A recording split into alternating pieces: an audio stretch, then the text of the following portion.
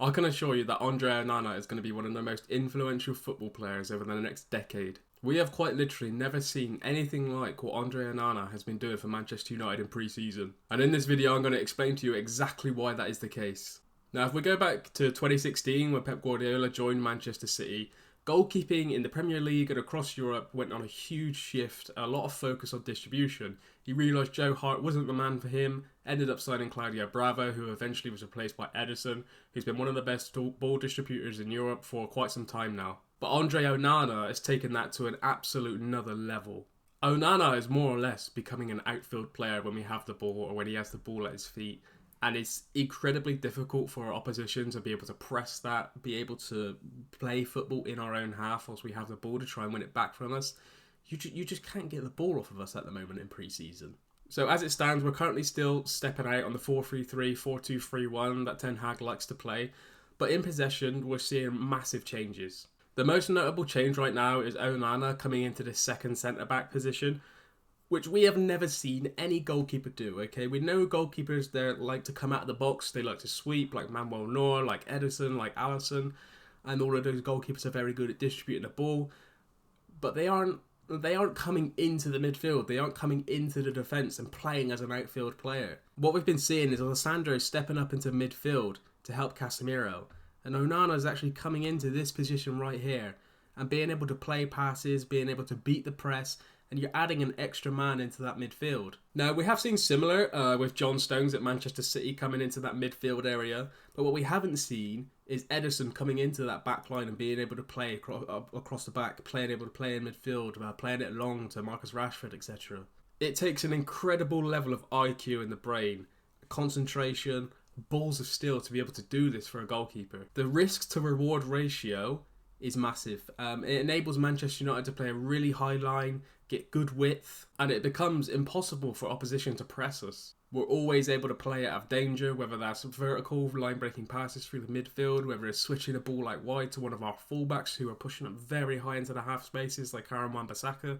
The other thing which I'm loving about Onana at the moment is his smartness and his wit to know how to receive the ball, and as soon as he releases the ball, where to find himself positionally to be able to receive that ball backwards if any of our defenders find themselves in an uncomfortable situation. He's always looking to help his defenders, and I'll go through that with you right now. So what we often find is Onana's picking up the ball in this area, and we have all of our back four here. Now let's just put some other players on the field for the moment.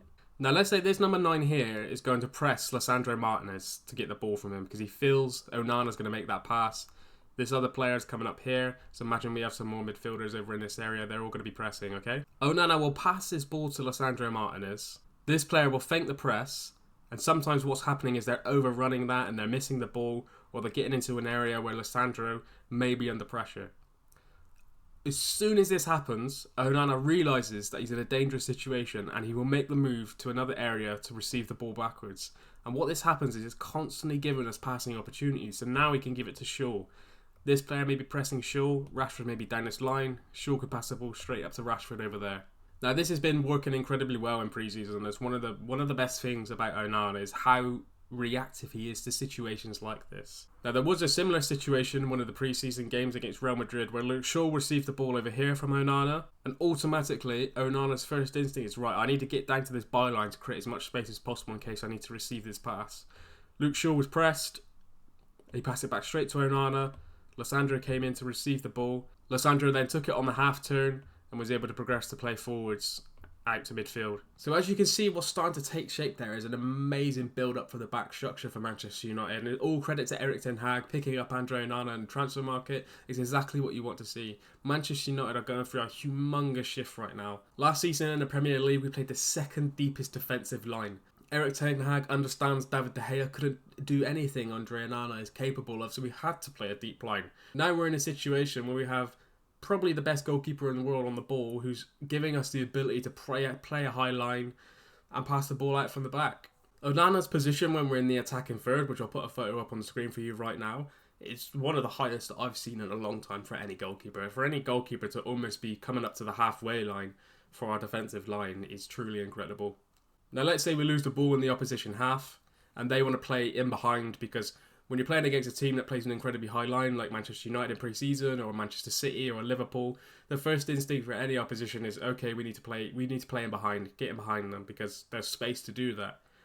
Onana's in a position where he can sweep across the entire pitch if and when he needs to, depending on the position of the ball. Now let's say this number 8 picks up the ball off Casemiro and he plays it in and this striker makes a run like down here. Now let's say that pass isn't accurate, it's a bad pass, it's a hard-hitted pass. Onana can come over here, sweep that ball, maybe bring it backwards, collect it, sweep it back out straight to Varane. And that is how you become an elite football team, play total football, fluidity within the team. And as Erik ten Hag has said recently in a press conference, he wants to become transitional, he wants to become a really good transition team. And that's what you see in there. Because when Onana picks that ball back up, we've beat their attack, we've won the ball back, and we're straight back into Varane. We're playing vertical passes up the pitch, into Højlund, etc. So you really start to see something special building there. Now, just as an example, in the Real Madrid game, 49% of Andre Onana's touches came outside of the box. And quite a few of those touches were where some team centre-backs would be playing. You know, we're adding another player to be able to play football. And that is exactly why, over the next decade, I expect Andre Onana to be the most influential football player in the Premier League and in Europe. How many more goalkeepers are we going to see with this ability to come into the midfield, to play football like an outfield player, especially that high up the pitch and that amongst the other team's press? It's truly incredible to see, and it's a special opportunity for Manchester United. Look, if you like this video, please don't forget to like, comment and subscribe and share. It really does help me out. Turn that bell on if you want to stay notified for future videos, because I'm going to have more coming. My first video to hit 10,000 views happened this week, so incredible. Thank you for that. It's great to see. I'm really happy with how many views we're bringing in, and I want to reach as many people as possible because tactical analysis like this is quite niche and we need to do better as fans. As always, thank you all for watching.